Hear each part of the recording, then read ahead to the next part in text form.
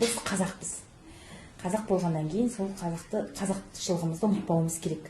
Ұлт болып қалу үшін біз бірінші өзіміздің ұлттық құндылықтарымызды жоғалтпауымыз керек. Ұлттық құндылық жоғалама, ұлт жоғалады деген сөз. Сондықтан мен барынша анамын, келінмін, үнемі етек жеңімді жабатын мынандай киімдер киемін. Бірақ маған соның бәрін істе, соның бәрі қатып қалған қағида деп ешкім айтпайды үлкендердің. Бірақ мен өзімнің ұлтыма деген құрметпен қараймын. Қазақ екендігіме, қазақтың келіні, қызы ретінде соның бәрін бұл жұртты орындауға тырысамын. Мен осы видеоларым үшін ұялатын адамдарым бар. Күйеуімнің туысқандарының тарапынан, өзімнің ағаларымның тарапынан дегендей ше. Олар енді мақтанып мүмкін айтатын шығар, біздің журналист қарындасымыз бар деп ше. Мысалы ағаларым Алматыда тұратын ағаларым. А сол кезде мен кухнядан шай деп шығарайын десе, олар ұялып қалатын көрінеді. Мынау ма қарындасым дегендей ше. Сондықтан солар кішкене қысылатын көрінеді. Бірақ бетіме келіп ештеңе деген жоқ. Ал күйеуіммен мен күйеуімнен ұялмаймын. Ол маған ештеңе демейді. Ол менен асқан қалжыңбас адам. Ол екеуміз әбден қатты қалжыңдасамыз енді. Ол оның бәріне дұрыс-ақ қарайды. Жалпы екеуіңіз бір ұрысып қалған жағдайда бір-бірлеріңізбен қалжың арқылы ұрысатын шығарсыздар? Біз дастархан тұр. Осы уақытқа дейін ұрысып көрген емеспіз. Бірде бір рет, міне 11 жылдан асты. Керемет отбасы. Біреу сенбейтін шығар мүмкін, әшейін бір көз бояушылық. Шын мәнінде біз әлі күнге дейін ұрысып көрген. Енді бұдан кейін ұрысып қалмасам, мен әлі ұрысқан жоқпыз. Жалпы бұның сыры неде деп ойлайсыз? Түсіністікте деп ойлаймын. Өйткені ол бар ғой. Ол ұрысады. Негізі ол ұрысады. Бірақ мен ештеңе демеймін. Үндемеймін. Мен мына жүріс-тұрысыма қарап, мына ақырған өзіге қарайды да, елдер ойлайды да, мынау масқара, үйінде күйеуі түтіп жейтін шығар деп.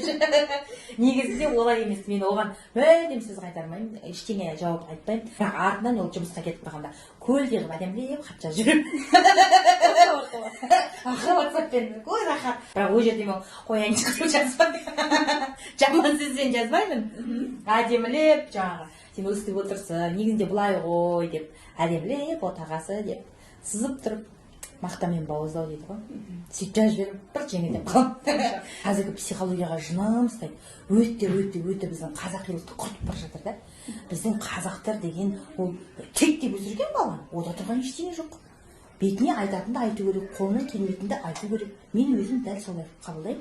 Дәл оған да бұлар үйренген. Өзіңіз қалай өстіңіз? Мен өзім солай өстім. Менің шешем шықпен шықпыртып тұрып құлатын мен. Ештеңе де болған жоқ. Одан тек баланың психологиясы құрып, одан жыр байғұс баланың сағасыны бүйтіп қалады екен дейтін біз Американың адамдары емеспіз ғой. Біз қазақпыз, сүйегіміз қазақ. Қой дейтін жерде қойды айту керек. Балаға ананы түсіндірмей, ол 7-ден асқанда барып айтамын деген бәрі сандырақ. Несігеді. Қазірден үйдегі жағдайларды білсін, дұрысты білсін, бұрысты білсін, текті білсін, қойды білсін, елмен амандасуды білсін, қазақ екенін білсін. Қазақи комедиялар мүлдем жоқ. Адамның көңілінен шығатын, күлдіре алатын, шынымен де аха деп күлетіндей киноларды әлі күнге дейін мойындаймын. Біздің қазақ киносын қазір мойындамайсыз ба? Бәрін мойындамаймын деп айтпаймын. Отырып алып өзі өмірде кино түсірмеген мына қатын шығаға деймін. Өзі мойындамау, бұл какой-то имеет право деп айтатын шығар. Өзімнің арманым, болашақта мен өзімнің күшті комедийный киномды шығарғым келеді. Басты рөлде өзіңіз? Өзім ойнаймын, әрине, өзім сомдап шығамын. Мен өзімнің кішігірім анау посттарым ішінде әңгімелер сап қоямын, сол кинодан алған үзінділерді ше. Оған кәдімгідей бір 2000-дай күлкіден өлдім деп жазып жібергендер бар. Даже дауыстарын жібереді, өліп күліп жатқан видеоларын жібереді әйелдер ше. Деп көздерінен жас ағып жатқан. Соған қарағанда мен жаңағы кином керемет шыға ма деп ойлаймын ше. Енді күлдірте алатын шығармын. Едің еркесі. Ешкім білмейтін бір өзіңнің құпияңызбен сырыңызбен бөліссеңіз. Ойбай, сен ешкім білмейтін қандай құпиям бар менің. Мен қатты жүгіремін деген бар. Мен ауылда емес қалада өсіп, сондай спортқа баулыған кезде мен де анау Ольга Шишигиннің қасында жүретін едім. Мен мына маңқасы ағып отырмын.